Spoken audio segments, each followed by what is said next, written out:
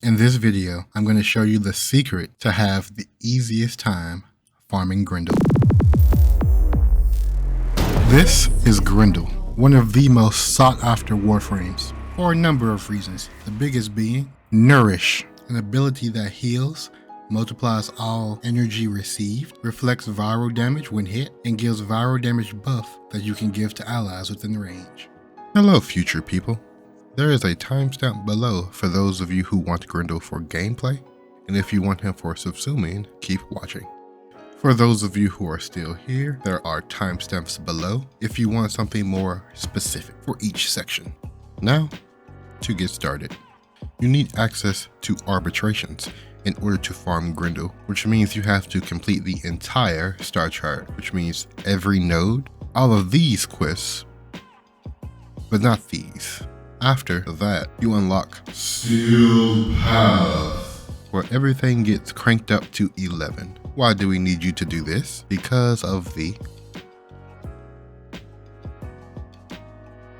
Grendel's component blueprints are awarded by completing certain missions on Europa using locators, which can be purchased from an arbitration honors vendor found in any relay with 25 Vitus Essence. Arbitrations reward Vitus Essence. Oh, and the blueprint you can just buy from the market. These missions do not have public matchmaking, requiring players to form pre-made squads, which you can do through the recruitment chat. These missions are easy enough solo, except for survival.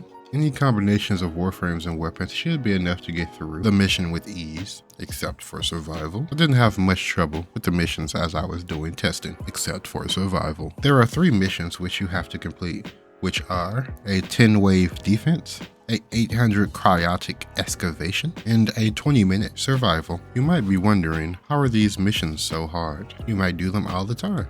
Do they stop you from using your gear? Do they stop your weapons' unique traits from working? Do they stop you from using operator and all operator abilities? Do they stop you from using archon shards? If you answered all of the above, you would be right. And that's not even the worst part.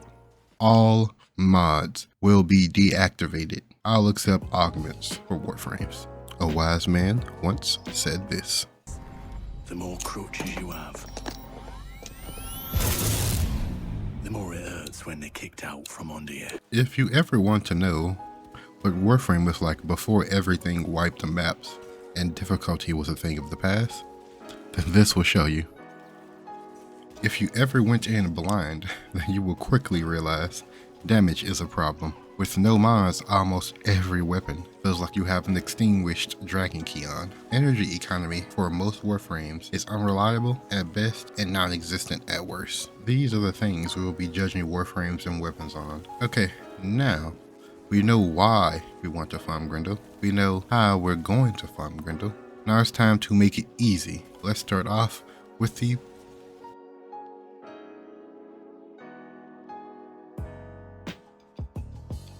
Also, none of these are in order on this list from best to worst.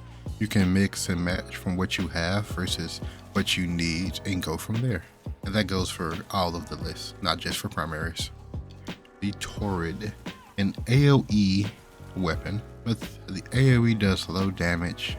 You can't use Incarnate form. It was probably the worst weapon on the list. It's being on the list mainly because of its toxin damage, which can kill but won't do anything with enemies with armor. But it's only in MR4, so most players will have access to it. Cedo, one of the highest damage weapons. For whatever reason, you can still use the glaive, the alt fire, on the Cedo, which spreads around a lot of status effects, except you don't get the damage bonus, but it still does a lot of damage. The Felarx, a Master Rank 14 weapon.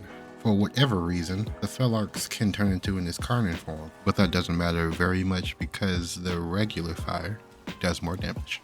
Still does very high damage. Bubonico, Master Rank 13 weapon, probably the best primary in my opinion, does the most damage. If you haven't noticed, it's a shotgun, which are all high on the list in terms of damage. Other than that, you can use the Bubonico's alt fire, which spreads viral procs, which further boosts the weapon's damage, and it has infinite ammo. The Bazmu, a Master Rank 11 weapon, which is very limited, a weapon you can only get from events as of this time, not currently available. The weapon has high DPS and infinite ammo, and also can heal you if you deplete the magazine. After depleting the magazine, the weapon starts to suck on nearby enemies, staggering them and dealing true damage, and multiplying that true damage into health for the player. This weapon pairs great with frames that have high HP capacities, like a Neros or Nidus. That's all I have for primaries. On to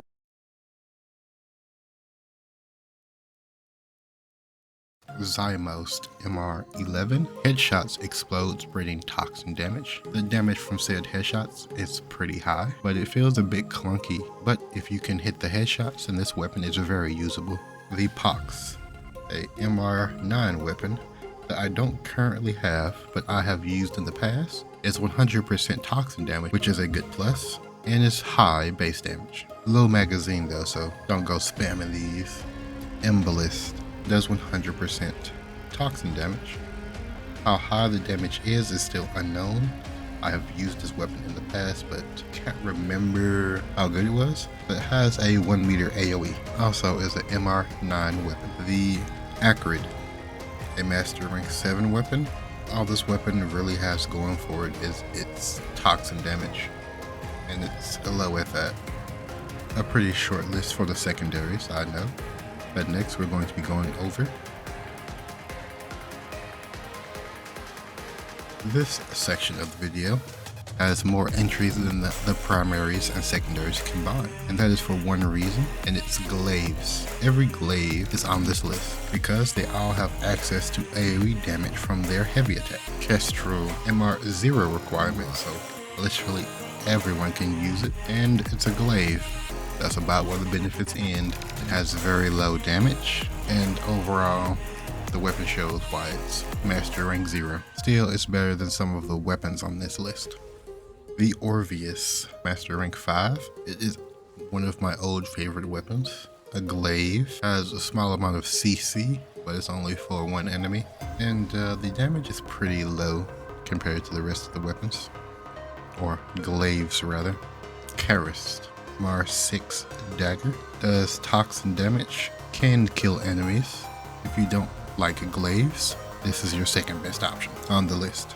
Zorus, MR4, has infinite combo count, but that doesn't matter since we'll be using the charged air attack, which resets the combo. Low-ish damage, but it can still get the job done with the highest explosion radius. Holkar Wraith, it's a glaive, has medium damage, has a chance to disarm enemies on throw, so it helps with a little bit of CC.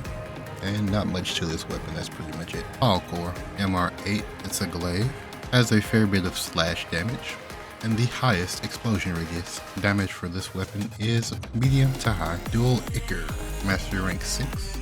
If you don't like glaives, this is your best option. They have a lot of toxin damage, and they hit pretty fast, and their damage is high as well. If you have the Incarnate version, you also can boost the damage and speed of these weapons. Serata, it's a glaive. It does a very high toxin damage on the air explosion. That's pretty much it. Yep, that's pretty much it. The Glaive Prime. If you've seen a glaive video, then I'm sure you know about the Glaive Prime. A lot of people consider it the best glaive in the game. However, it is only the second best on this list for glaives, for a few reasons I'll get into. But the glaive has very high damage and hits very hard, and it being hard to get is its only drawback.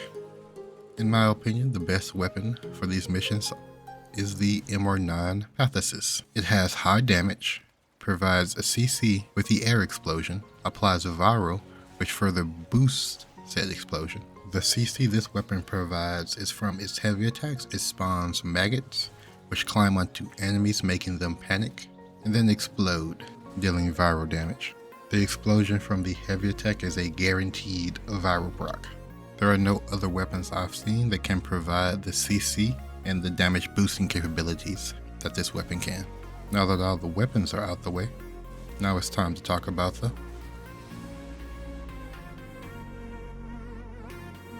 Wukong.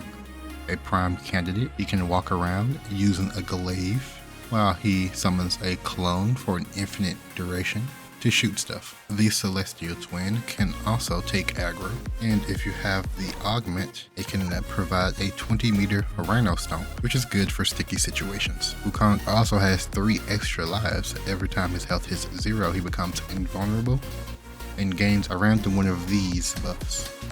Octavia, a good frame because she has passive energy regen just from using abilities, so she can basically cast her mallet for free every 30 seconds, which reflects damage back onto enemies, infinitely scales, but the range isn't that good, so if you're in an open area it may seem a bit lacking.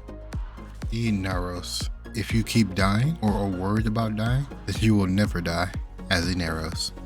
3 out of 4 of his abilities are a way to heal, and if you don't have any way to get energy, you can use a healing weapon like the Basmu, or if you have at least 25% of his Scarab armor, you can use the Proboscis Ceranos to group up enemies and use his 4 instead and them to heal.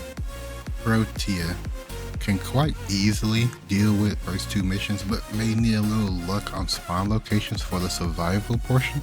Has good energy economy, can feel a bit clunky since you have to wait on her dispensary to give you energy, but it also gives you health and ammo, which are both very good. Ildren needs no energy but lacks kill potential unless you have the Blazing Pillage mod. Then you use your 3 and you just spam your 2 and watch everything as it burns alive. Everything that isn't an Osprey, you still have to shoot those. Still very, very potent.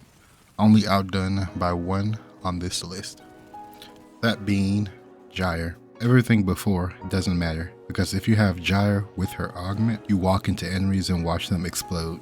I'm pretty sure it doesn't get any better than Gyre. Your energy is always maxed out the whole mission because her timers go up with every kill she gets. Her weapons don't matter much. As long as it can hit the enemy, it'll proc her abilities and will probably kill the enemy. With her augment, she trivializes all the missions by herself. So if you have her, I would recommend using her. And that's all we have here. Just for some honorable mentions, we have here Garuda. Technically infinite energy, but it's super clunky and not worth all the effort. The Parasist, haven't used it, but has high toxin damage from what I've seen. The Mire, I've used before, and I believe this would be a good weapon. This weapon, never used, but has toxin damage on the heavy attacks. This weapon, Lavos, doesn't need energy, does a lot of damage, but its cooldowns are a bit too long. Necros with Despoiled could be used for survival, but he needs weapons that can kill, and that is the secret to farm Grendel. Now for those of you who are here for the gameplay, just farm the Prime. It's easier. Alright, see you all in the future.